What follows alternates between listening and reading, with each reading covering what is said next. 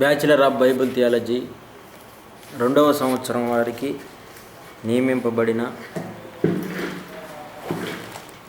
6వ పాఠము. Bachelor of Bible theology 2వ సంవత్సరం వారికి నియమింపబడిన 6వ పాఠము, 5వ పాఠం, క్షమించండి, 5వ పాఠము. ప్రపంచమెంత నరుడా నరుని నిర్మాణాల. ప్రపంచవ్యాప్తంగా ఈరోజు జనాభా 750 కోట్ల మంది ఉన్నారు. వీరు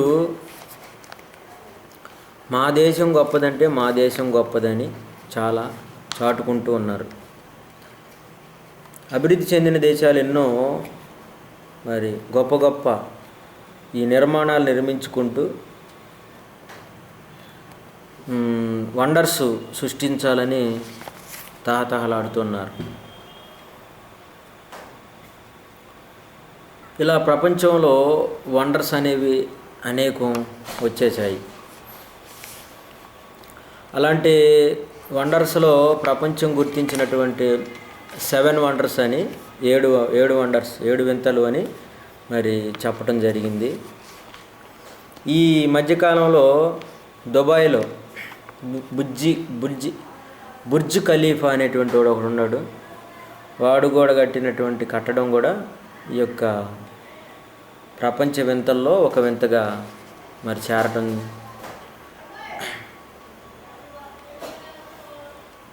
తాజ్మహల్ అనేది ఒక వింత. ఇలా మన దేశంలోనే కూడా ఇలాంటి తాజ్మహల్ లాంటి గొప్ప వింత ఒకటి ఉంది. ఇది ముంతాజు అనేటువంటి తన భార్య కొరకు షాజహాన్ అనేవాడు కట్టించిన ఈ నిర్మాణం అన్నమాట. ఇది ఆమె చనిపోయిన గుర్తులకి కట్టించుకున్నాడు. ఇది ప్రపంచ వింతలో ఒక వండర్ అయింది. చైనా తన దేశం చుట్టూ గోడ కట్టుకుంది. ఇది మరి 7 వింతల్లో ఒక వింతగా ఉంది. ఇలా ఇంకా చెప్తే ఈజిప్ట్స్ వారు పిరమిడ్స్ అంటే సమాధులు కట్టుకున్నారు. అవి కూడా ప్రపంచంలో వింతల్లో ఉన్నాయి. ఈ విధంగా మనిషి కట్టుకున్నటువంటి గొప్ప గొప్ప నిర్మాణాలని మరి వింతలుగా చెప్పుకుంటూ ఉంటున్నారు. ఈ క్రైస్తవులు కూడా అవి గొప్ప వింతలని చెప్పుకుంటున్నారు. కానీ అది ఈ లోక జ్ఞానం. ఈ లోక జ్ఞానం దేవుడు ఏమంటున్నాడు చూడండి. కొరింథీయులకు రాసిన మొదటి పత్రిక 1వ అధ్యాయం 2వ వచనం. కొరింథీయులకు రాసిన మొదటి పత్రిక 1వ అధ్యాయం 2వ వచనంలో, ఈ లోక జ్ఞానమును దేవుడు వెర్రితనముగా చేసి ఉన్నాడు కదా. అంటే ఈ లోకంలో ఉన్నటువంటి కట్టడాలన్నింటినీ దేవుడు వెర్రి అంటున్నాడు. మనిషి వింతలని చెప్పుకుంటున్నాడు. మనుషుడే వెర్రివాడైతే, మనుషుడు జ్ఞానం వెర్రితనం అయితే, వాడు కట్టినటువంటి వింతలు కూడా వెర్రివే. అవి వింతలు అవ్వవు. పిచ్చివాడు ఇసుకతో చిన్న ఇల్లు ఒకటి, ఒక చిన్న ఇల్లులాగా కట్టుకుంటాడు పిచ్చివాడు ఇసుకతో. ఇందులో నివసించు అని అంటే అది ఇల్లేంట్రా పిచ్చోడా అని మనం అంటాం. ఇలా ప్రపంచంలో కట్టినటువంటి కొన్నిటిని వింతలని చెబుతూనే అసలు అవి వింతలేనా అని ఆలోచించలేకపోతున్నారు. అందుకే ఈ పాఠం మనం చెప్పుకోవాల్సిన అవసరం ఉంది. చిన్న గోడ గట్టి అది వింత అంటే ఎలా ఉంటుంది? ప్రహరీ గట్టి వింత, లేకపోతే సమాధులు గట్టి వింతలో, ఇలా మనిషి ఈజిప్ట్స్ పిరమిడ్స్ వింతలో, ఇలా ఈ వింతలని చెప్పుకుంటున్నారు. సిమెంట్తో కట్టినవి వింతలు అంటున్నారు. కానీ దేవుడు లోక జ్ఞానం వెర్రితనం అని అంటున్నాడు. మరి ప్రపంచంలో మనిషి ఎలా వింత అన్నటువంటి దాన్ని మనం అది వింత కాదని ఎలా చెప్పవచ్చు అంటే, వింత అంటే ఎవడూ కట్టలేనిది వింత అవుతుంది. కానీ ఇప్పుడు మనకు కూడా డబ్బులు ఉంటే మనము కూడా దేశం చుట్టూ గోడ కట్టచ్చు. కాబట్టి వింత అంటే ఎవడూ కట్టలేనిది దాన్ని వింత అనాలి. కాబట్టి ఒక తాజ్మహల్ మనం కట్టచ్చు, డబ్బు ఉంటే. చైనా గోడను మనం కట్టచ్చు, ఈజిప్ట్ పిరమిడ్స్ మనం కట్టచ్చు. ఈరోజున టెక్నాలజీతో మనకున్నటువంటి డబ్బుతో కట్టుకోగలం. కాబట్టి వింతలంటే ఏంటంటే ఒకడు కట్టింది మరి ఎవడు ఎప్పుడు కట్టలేని దాన్ని వింత అంటాం.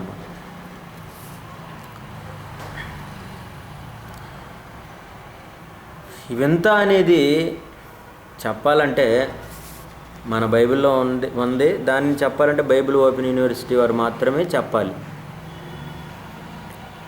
ప్రపంచంలో మనిషి ఏది చేసినా అది వింత కాదు, అదొక పని అంతే. వింత అంటే నిజంగా వింతగా ఉండాలి.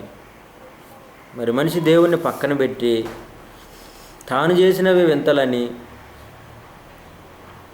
గొప్పగా చెప్పుకుంటున్నారు. అంటే మనిషి గొప్పతనానికి పోయి ఇలాంటివి సృష్టించుకుంటున్నాడు.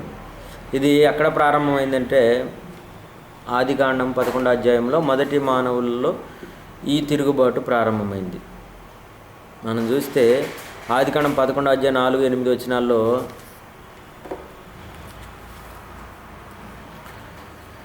ఆదికాండం 11వ అధ్యాయం 4-8 వారు మనము భూమి అంతటా చెదిరిపోకుండా ఒక పట్టణమును ఆకాశమునంటూ శిఖరము గల గోపురమును కట్టుకొని పేరు సంపాదించుకుందాం రండని మాటలాడుకొనగా.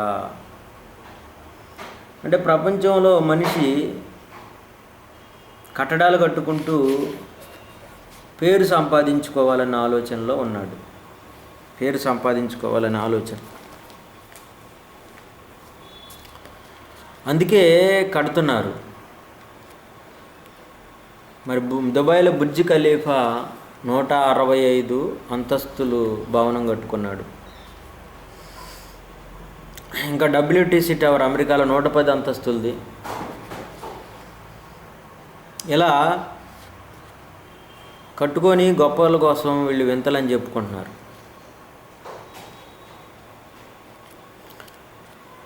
వింత అంటే ఒక ప్రత్యేకత ఉండాలి దేంట్లోనైనా. ప్రపంచ వింతలు అంటే నరుడు చేసిన నిర్మాణాలు కాదు. అసలు వింతలు ఏంటో బైబిల్లో మనం జాగ్రత్తగా చూద్దాం. వింత అంటే ఒక భారీ నిర్మాణాన్ని ఎవడైనా చేపడితే ఎంతోమంది సహాయం తీసుకుంటాడు, కానీ అలాంటిది మనమైనా కట్టవచ్చు. కానీ వింత ఏంటంటే మానవుడు ఎవడు నిర్మించలేని నిర్మాణమును ఒకడు కట్టగలిగితే అది వింత అవుతుంది. అది మన దేహం గురించి మనం ఆలోచిద్దాం. ఇప్పుడు మన దేహములో తల మొదలుకొని అరికాల వరకు ఉన్నటువంటి ప్రతి అవయవం, తల మొదలుకొని అరికాల వరకు ఉన్న ప్రతి అవయవాన్ని ఎవరైనా నిర్మించగలరా? ఎవరు నిర్మించలేరు. అలా నిర్మించినటువంటి దేవుడు ఒక్కడ మాత్రమే. ఆయన ఏమంటున్నాడు చూస్తే మనం ప్రసంగి గ్రంథం 11వ అధ్యాయం 5వ వచనం. ప్రసంగి గ్రంథం 11వ అధ్యాయం 5వ వచనం, చోళాలి గర్భమందు ఎముకలు ఏ రీతిగా ఎదుగునది నీకు తెలియదు అంటున్నాడు.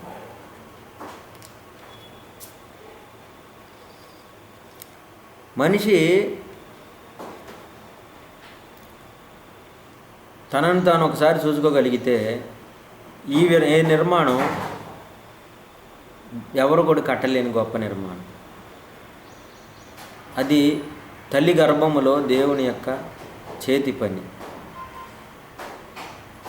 చోళాలి గర్భంలో ఎముకలు ఏ రీతిగా ఎదుగునది నీకు తెలియదు అని మనిషిని దేవుడు ప్రశ్నిస్తున్నాడు. కారణం అది దేవుని యొక్క గొప్పతనం.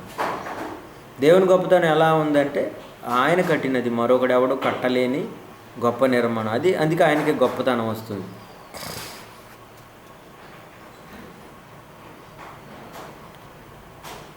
కాబట్టి మనిషి అనేవాడు ఏపాటివాడు? మనిషి అలాంటి వాడు చెప్తే యోబు 30:19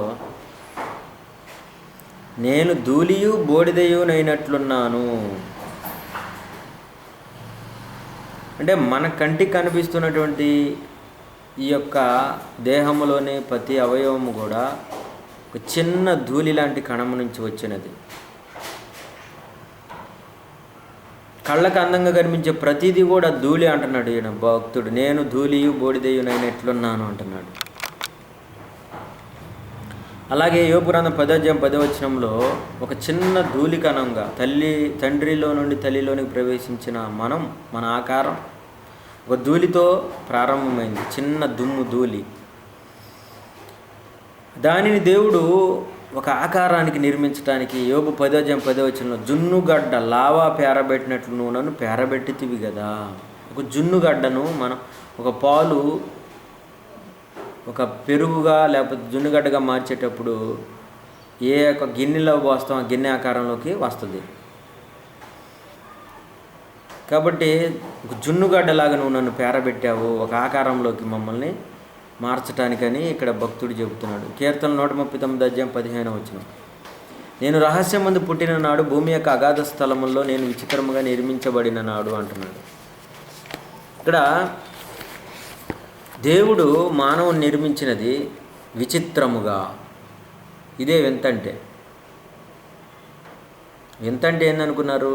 విచిత్రముగా. ఎవరు కూడా మళ్ళీ చిత్రీకరించలేనిది, ఎవరు కూడా చేయలేనిదే వింత. అదే విచిత్రం. ఈ విచిత్ర నిర్మాణాన్ని దేవుడు ఇంకా ఎలా చేశాడు చూస్తే యోబు గ్రంథం 10:8 యోబు 10:8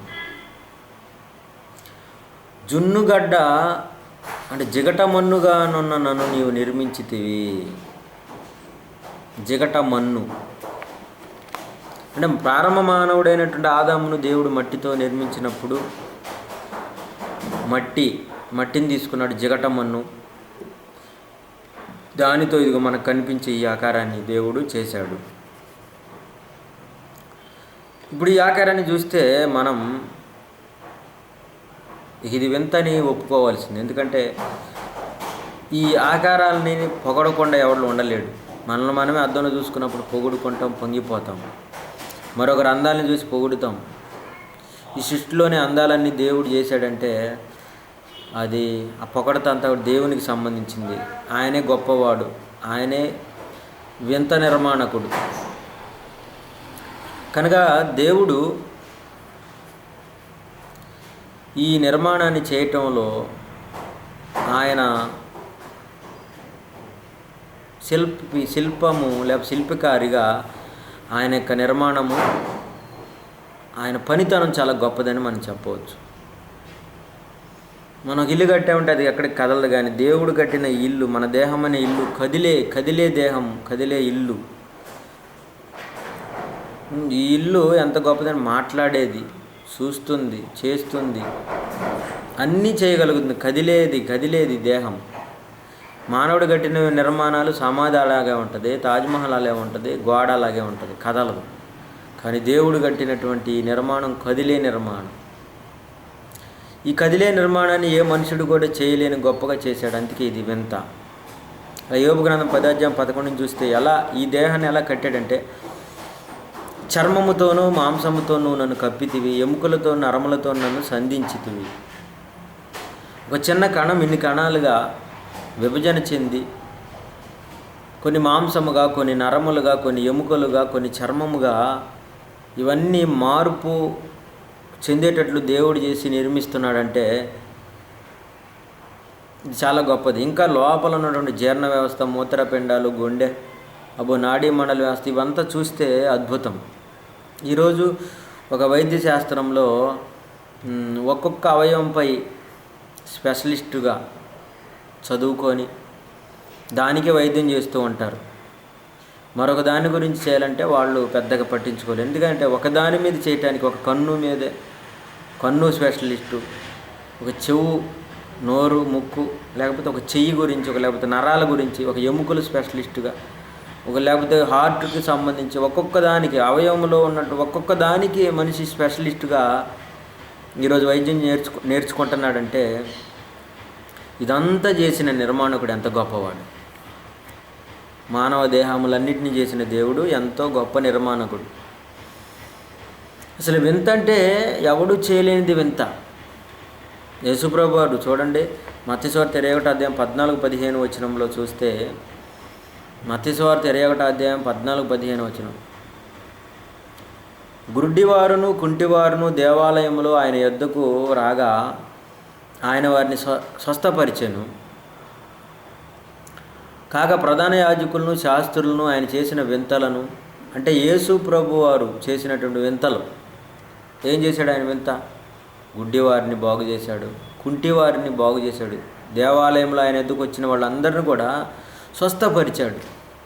ఇది ఎవరు చేయలేరు, ఇప్పటికి కూడా ఎవరు కూడా చేయలేరు. స్వస్థత బోధకులు అనుకుంటున్న వాళ్ళు కూడా వరకు పేరుకే కానీ చేయటం అనేది లేదు. కనుక స్వస్థతలు చేయటం అనేది, గుడ్డి వాళ్ళని బాగు చేయటం, కుంటి వాళ్ళని బాగు చేయటం, చనిపోయిన వారిని లేపటం, ఇవి వింతలు. కనుక ప్రధాన యాజకులు శాస్త్రులు ఆయన చేసిన వింతలను చూశారు.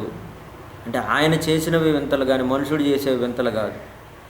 మనుషుడు వరకు గంతులేయటమే తప్ప ఏ వింతలు చేయలేడు.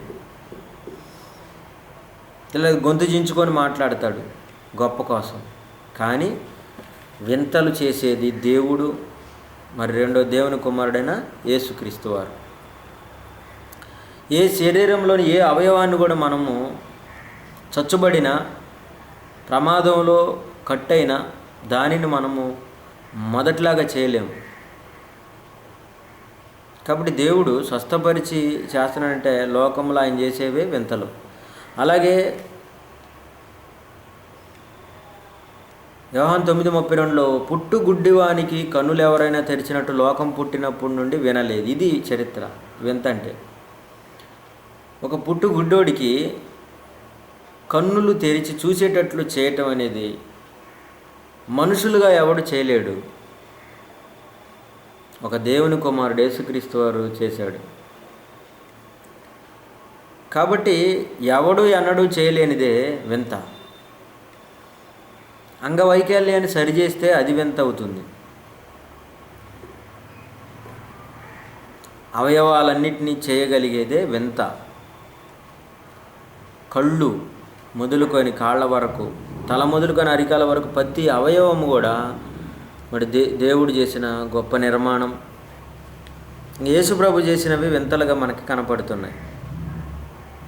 కళ్ళు పోతే ఇంకొకరి కళ్ళు వేస్తున్నాయి తప్ప ఒరిజినల్ కళ్ళు ఎవడో తయారు చేయలేడు. ఒక చెయ్యి పోతే మరొక చెయ్యి వేయటమే, లేకపోతే ఈ చెయ్యిని అతికించటం, లేకపోతే కాలు పోతే ఈ కాలునే మళ్ళీ అతికించి రాడ్డు చెక్క వేయటం, కీలు రాడ్డు, అంతే తప్ప ఒరిజినల్గా ఏ అవయవాన్ని కూడా మనిషి అన్నవాడు నిర్మించలేడు, మొదటిలాగా దాన్ని సరిచేయలేడు. కాబట్టి ఇవి చేయగలిగిన వాడే వింత చేసినవాడు. అలా చేయటం అనేది వింత అన్నమాట. ఇక తల్లి గర్భంలో దేవుడు మనల్ని ఎంత గొప్ప వింతగా చేస్తున్నాడు మనం చూస్తే, కీర్తన 71:6-7 వచనాలు, గర్భవాసినైనది మొదలుకొని నీవే నాకు ప్రాపకుడవై ఉంటివి, తల్లి గర్భం నుండి నన్ను ఉద్భవింపజేసిన వాడవు నీవే, నేను నిన్ను గూర్చి స్తుతిగానము నిత్యము స్తుతిగానము చేసేదను, నేను అనేకులకు ఒక వింతగా ఉన్నాను. ఇది ఒరిజినల్ వింత అంటే ఎవడు చేయలేనిదే వింత అని మనం చెప్పుకుంటూ వస్తున్నాం. మానవ ఆకారం నిజంగా ఒక వింత అనమాట. ఇది అవయవాలను ఎవడు చేయలేడు. గర్భములో మనం నివసించి అక్కడ ఉన్నప్పుడు మనల్ని పోషించిన వాడు దేవుడు, అదొక వింత. గర్భములో మనం నివసించడం ఒక వింత అయితే, అక్కడ బతకటం ఒక వింత. ఉమ్మ నీరులో అక్కడ నుండి బయటకు రావటం వింత. ఈ భూమి మీద అవయవాలు మళ్ళీ పెరగటం ఒక వింత. సో ఎన్ని వింతలు చేశాడు దేవుడు. 750 కోట్ల మంది మనుషుల్ని చేశాడంటే వాళ్ళ రూపాలన్నీ ఒకలాగా లేకుండా వేరు రూపాలుగా చేశాడు. చూసారా, అది వింత. ఇంకా సమాధి అనేది వింత కాదు. తాజ్మహల్ సమాధి, లేకపోతే పిరమిడ్స్, ఈజిప్ట్ పిరమిడ్స్ వింతలు కావు. అవి గోడ వింత కాదు, చైనా గోడ వింత ఏదంటే సమాధి వింత కాదు, కానీ సమాధిలో నుండి తిరిగి లేచిన యేసుక్రీస్తు ఆ కార్యక్రమం వింత అన్నమాట. యేసుక్రీస్తు సమాధిలో నుండి లేవటం వింత. ముంతాజ్ సమాధిలో ఉంది, సమాధిలో నుండి లేవలేదు, కానీ యేసు ప్రభు సమాధిలో నుండి లేచాడు, ఇది వింత. అలాగే యోబు గ్రంథం 37:7 మనుషులందరూ ఆయన సృష్టి కార్యముని తెలుసుకున్నట్టు ప్రతి మనిషిని చేతిని ఆయన బిగించి ముద్ర వేశాడు. చేతులు వేలి ముద్రలు. దేవుని సృష్టి అనేది ఇది దేవుడిదేరా అని చెప్పడానికి గుర్తు ఏంటంటే ముద్రలు, నిర్మాణము, ఇంకా అందులో ఉన్న ముద్రలు. ఒకడి వేలి ముద్రలో మరొకడి వేలితో కలవు. అలాగే మన 5,000 వేళ్ళు ఉన్న ఈ 5 వేలులో ఒక వేలి ముద్ర వేరుగా ఉంటుంది. కాలి వేలి ముద్రలు వేరుగా ఉంటాయి, కళ్ళకి ముద్రలు ఉంటాయి, అంతే కదా. ఇప్పుడు కన్నుల్ని ఫోటోలు తీస్తూ చేతులు వేలి ముద్రలు వేసుకుంటూ మనుషుల్ని ఈరోజు గుర్తుపడుతున్నారు. కాబట్టి ఈ చేతి వేలి ముద్రలో కాలి వేలి ముద్రలతోనే మనం ఈరోజు ఒక సెల్ ఫోను లాక్ తీయాలన్నా, కంప్యూటర్లో ఒక ముద్రలో సైన్ చేయాలన్నా, ఏటీఎంలో వేలి ముద్రలు, ఇవన్నీ కూడా మన ఒక వేలి ముద్రలు అనేవి తాళాలుగా పనిచేస్తున్నాయి ఈరోజు. అమెరికా లాంటి అగ్రరాజ్యాల్లో ఇళ్ళకి తాళాలు ఉండవు, తాళపు చెవులు ఉండవు, కానీ వేలి ముద్రతో వాళ్ళు తలుపుల్ని డోర్స్ ఓపెన్ చేస్తుంటారు. కనుక ఈ వేలి ముద్రలు పెట్టింది ఎవడు? దేవుడు. కనుక ఆయన మనుషులందరూ ఆయన సృష్టి కార్యాన్ని తెలుసుకోవాలి. ఇది వింత అంటే దేవుడు చేసేవి వింతలు. ఇంకా దేవుడు చేసే వింతలే ఇంకెలా ఉండేవి చూడండి. సంఖ్యాకాండం 16:30 యెహోవా గొప్ప వింత పుట్టించుట వలన వారు ప్రాణములతో పాతాళంలో కూలినట్లు భూమి తన నోరు తెరచి వారిని వారి కలిగిన సమస్తమును మిరింగివేసిన ఎడల యెహోవాను అలక్ష్యం చేసిరని మీకు తెలియను అనేను. అక్కడ మోషేకి ఎదురు తిరిగినటువంటి కొంత తిరుగుబాటు జనం, కోరహు, దాతాను, అబీరాముల గుంపు. అక్కడ మోషే ఏమన్నాడంటే ఒక గొప్ప వింత పుట్టించి దేవుడు ఇక్కడ అద్భుతం చేయాలి అన్నాడు. అప్పుడు దేవుడు వెంటనే గొప్ప అద్భుతం చేశాడు. ఏంటంటే భూమి నెరవిడిచి వాళ్ళని వాళ్ళ కుటుంబాలని మింగివేసింది. అది ఒక వింత. భూమి మనకు కనిపిస్తుంది, పంటలు పండుతున్నాయి అనుకున్నాం, అది చీలిపోయి నేల చీలి మనుషుల్ని మింగేస్తుంది. భూకంపం లాంటిది వచ్చి, అలాంటి ఒక భూకంపం వచ్చిందంటే అది ఒక వింత. భూమి అనే వింత అయితే భూమి కంపించటం వింత. కాబట్టి భూకంపాలు భూమి మీద పుట్టించేవాడు దేవుడు. వింతలు పుట్టించేది ఎవరంటే దేవుడేనండి, మనుషుడి వల్ల అవ్వదు. దేవుడే వింతలు పుట్టించేవాడు. ఆయన చేసిన వింతలను, ఆశ్చర్యము, కార్యములు భూమి మీద ఈ సృష్టి నిర్మాణం, ప్రకృతి అంతా వింతే. ఈరోజు మనిషి ఆకాశమునంటే శిఖరాలు కట్టుకొని ఏదో పేరు సంపాదించుకోవాలనుకుంటున్నాడే కానీ ఒకప్పుడు బాబేలుని చెడగొట్టినట్టు దేవుడు ఈ ప్రకృతిలోని మనం కట్టినటువంటి వాటిని చెడగొట్టగలడు, పడగొట్టగలడు, కోల్చగలడు. అందుకే బాబేలు ఆయన తారుమారు చేసి జనాలను కూడా భూమి అన్నంతటి చెదరగొట్టేశాడు. కాబట్టి పేరు తెచ్చుకోవాలనుకున్న వారికి పారిపోయే పరిస్థితి, చెదిరిపోయే పరిస్థితి దేవుడు కలిగించాడు. ఎందుకంటే వింతలు చేసేవాడు ఆయనే కాబట్టి. వాళ్ళు కట్టినటువంటి శిఖరాన్ని పడగొట్టడం కూడా వింతే దేవుడి దృష్టిలో. కాబట్టి ఈరోజు ప్రపంచంలో వండర్స్ అని, అద్భుతాలని చెప్పుకుంటున్న వాళ్ళందరూ కూడా పిచ్చివాళ్ళు. అవి అసలు పిచ్చివి అని బైబిల్ ఓపెన్ యూనివర్సిటీ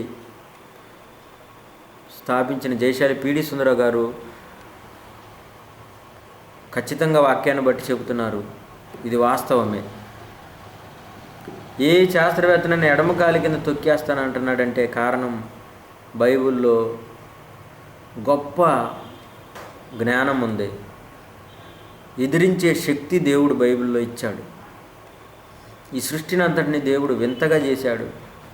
సృష్టిలో ఉన్నట్టు మన నిర్మాణాన్ని కూడా దేవుడు గొప్పగా వింతగా ఎవడు చేయలేనంత గొప్పగా చేశాడు. అందుకే ప్రకృతి వింత. ఈ ప్రకృతిలో ఉన్న సమస్తము అవి నిర్మాణంలో వింత, అవి పనిచేసే వాటిలో వింత. మానవ దేహము వింత, ఈ దేహము పనిచేయటము కూడా వింతయే. కాబట్టి శాస్త్రవేత్తలు ఏదైనా కొంత ఏదో చెప్పుకోగలిగారంటే కేవలము కాపీ కొట్టి, ఒక న్యూటన్ లాంటి శాస్త్రవేత్త, ఐన్స్టీన్ లాంటి వాళ్ళు, వీళ్ళందరూ కూడా భూమిని చూసి నేర్చుకున్న వాళ్ళు, లేకపోతే బైబిల్ని చూసి కాపీ కొట్టి తమ గొప్పతనం కోసం, పేరు కోసం ఇలా తాపత్రయపడ్డారే తప్ప దేవుని యొక్క గొప్పతనాన్ని, దేవుడు చేసిన వింతలను మనుషులకు తెలియజేయలేక వాళ్ళు మరణించి నరకానికి వెళ్ళిపోయారు. ఇప్పుడు ఈ ప్రకృతిలో ఎన్నో వాటిని చూసిన వింతలే. ఉదాహరణకి ఒక విత్తనం మనం చూసామనుకోండి, ఒక బీర విత్తనం నాటితే బీర విత్తనమే మొలుస్తుంది. దొండ విత్తనం నాటితే దొండకాయలే వస్తాయి. ఇలా ఒక విత్తనం వేసినప్పుడు అదే మొక్క రావటం, అదే విత్తనాలు రావటం, అది వింత. పువ్వులు, ఎన్ని పువ్వులు, ఇవి వింతలు కదా. సూర్యుడు వింత, ఆకాశము, నక్షత్రాలు, భూమి, చంద్రుడు, ఇవన్నీ వింతలే నిర్మాణంలో. ఎవరు చేయలేరు. వాటి పనితనంలో, తిరగటంలో కూడా అవి వింతలే. ఎందుకంటే ఎవరు కూడా దాన్ని అలా చేయలేరు. కాబట్టి ఇంత వింతలైనటువంటి దేవుని యొక్క వింతలను ప్రకటించడానికి ఈరోజు క్రైస్తవుడు సిద్ధం కావాలి. భూమిని తలకిందులు చేసేవాళ్ళు క్రైస్తవులు అంటే. కానీ ఈరోజు క్రైస్తవులు భూమిలో తలకిందులు అయిపోయారు. లోక జ్ఞానానికి దాసోహం అయిపోయారు. ఇది యొక్క అవయవాలని, ప్రతి అవయవాన్ని దేవుడు ఎలా నిర్మించాడు చూస్తే కొరింథీయులకు రాసిన మొదటి పత్రిక 12:18. అయితే దేవుడు అవయవములలో ప్రతి దాన్ని తన చిత్త ప్రకారంగా శరీరంలో ఉంచాడు. ఎందుకు ఇలా శరీరంలోని ప్రతి అవయవాన్ని ఆయన ఉంచాడంటే ఆయన అలా ఉండాలని, అంతే. అలా ఉండాలని ఆయన చెప్పాడు కాబట్టి ఇలా ఉండాలని మనకు కూడా సెట్ అయిపోయింది. ఇది చెయ్యి ఇక్కడే ఉండాలని, కన్ను ఇక్కడే ఉండాలని ఎవడు చెప్పాడు? దేవుడే. మనం అనుకుంటే రాలేదు. కనుక దేవుడు తన చిత్త ప్రకారం అవయవాల ప్రతిదాన్ని చెప్పాడు కాబట్టి, చేశాడు కాబట్టి ప్రపంచ వింతలు కాదు కానీ మనమే వింత. మన దేహము వింత, దేహంలోని ప్రతి అవయవము వింత. కళ్ళు వింత, ముక్కు వింత, చెవులు వింతలు, చేతులు వింతలు, అన్ని అవయవాలు కూడా చాలా వింత. అందుకే మనిషి చాలా విచిత్రమైన వాడు. కాబట్టి విచిత్రంగా కలుగు చేసిన దేవుణ్ణి, ఈ నిర్మాణాన్ని మనం దేవుని కోసం వింతగా బతకాలి. నేను అనేకులకు ఒక వింతగా ఉన్నాను అన్నాడు ఆయన దావీదు గారు. మన దేహము కూడా అనేకులకు వింతగా ఉంటూ, ఈ వింత దేహములో దేవుని వింతలను, సృష్టి వింతలను ప్రకటించటమే అదొక వింత. అలా ప్రకటించటమే ఒక వింత. అలా ప్రకటించకపోతే మన జీవితము చింతలోకి వెళ్ళిపోతుంది, పాతాళపు చింతలోనికి వెళ్ళిపోతుంది. అక్కడ పాతాళంలో అగ్ని ఆరదు, ఆత్మ చావదు, అది కూడా ఒక వింతే. అగ్ని ఆరదు, ఆత్మ చావదంటే అది ఒక వింతే. కాబట్టి దేవునికి పేరు తేవాలని, దేవుని గొప్ప చేయాలనుకుంటేనే దేవుడు మనతో ఉంటాడు.